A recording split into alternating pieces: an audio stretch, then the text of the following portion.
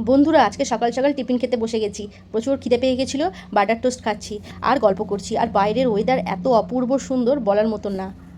প্রচণ্ড ঠান্ডা লাগছে, আর এদিকার ওয়েদারটা তো একটু ঠান্ডা ঠান্ডা থাকেই। দেখো, আমি ব্ল্যাঙ্কেট নিয়ে বসে আছি ঠান্ডা লাগছে বলে। বাটার টোস্ট খেতে কে কে ভালোবাসো জানিও কিন্তু। আর সঙ্গে গরম গরম চা হলে তো জমেই যায়। মেয়েকে বললাম যদিও একটু চা করে নিয়ে আয়, আর তার সঙ্গে তো বাটার টোস্ট খাচ্ছি। বাইরের পরিবেশটা দেখছো কেমন, প্রচণ্ড বৃষ্টি পড়ছে। দারুণ ভালো লাগছে। আর অন্যদিকে আমার মেয়ে আমার কাছ থেকে বলছে, মা আজকে কি রান্না করবে? আমি বললাম আজকের খিচুড়ি করি, আর রাতের বেলায় অন্য কিছু করা যাবে। কিন্তু না, ওর এখনই চাই, পোলাও চাই। বলছে আমাকে পোলাও করে দাও আর পনিরের তরকারি, খুব খেতে ইচ্ছা করছে। তো আমি বললাম যে না, এই বেলাটা আজকের আমি কি এখন খিচুড়ি করে নিচ্ছি, আলুর দম করবো, পাঁপড় ভাজা করবো, আলু ভাজা করবো, আর কি চাই। আর দেখো, দুপুরবেলাতে একটু ফল কেটে নিয়েছিলাম। ফলটা খাবারের মধ্যে রাখি, খুবই স্বাস্থ্যের পক্ষে ভালো, তো তাই জন্য ফলটা আমি একটু রাখি। আর পেঁপেটা খেতে তো আমার খুবই ভালো লাগে।